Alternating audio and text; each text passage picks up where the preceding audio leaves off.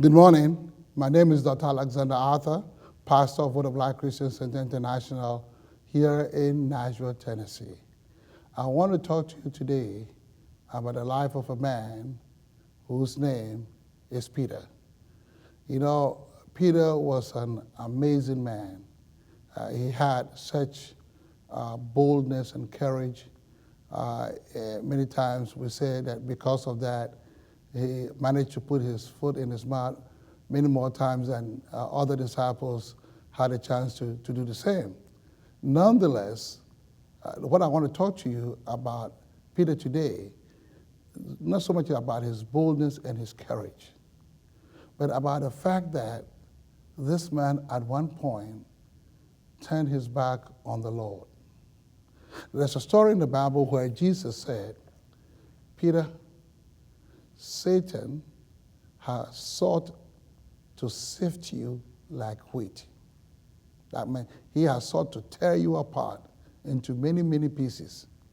But Jesus said, I have prayed for you that your faith will not fail, and that when you are converted, I want you then to do the same thing for your brethren. In a sense, Jesus, knowing what Satan had planned against Peter, stood in the gap for Peter, interceded for him. And there's never been anyone Jesus has prayed for, and that person didn't get the result or the outcome that they wanted. And so obviously, when Peter denied Jesus, when Jesus was standing before Caiaphas and Annas, the high priest at the time, we are told that when the damsel asked him whether he was with Jesus, he said, no, I never knew him. I mean, he denied him.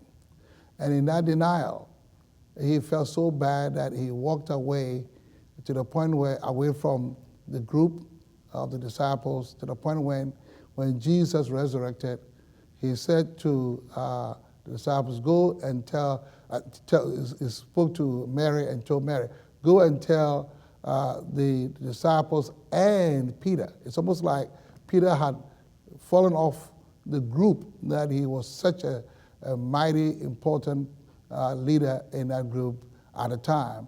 But God loves him so much. Jesus prayed for him, interceded for him to the degree that he didn't want Peter, even though at this point in time you might say that he had backslidden, to fall off completely off the world and get into a place where he will have suddenly lost something very valuable to him, which is his relationship with Jesus. But then fast forward.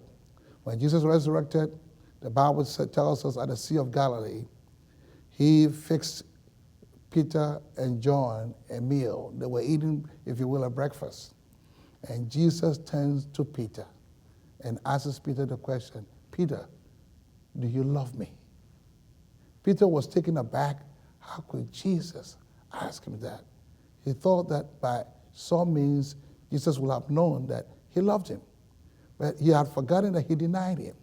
And what Jesus wanted to do was for Peter to have another opportunity to change his confession and reclaim his relationship with Jesus by declaring his love for him, which of course he did there. So I'm saying this in this devotion today, that no matter what it is that you might have done, no matter what it is that you might have backslidden to accomplish, to do, come back home.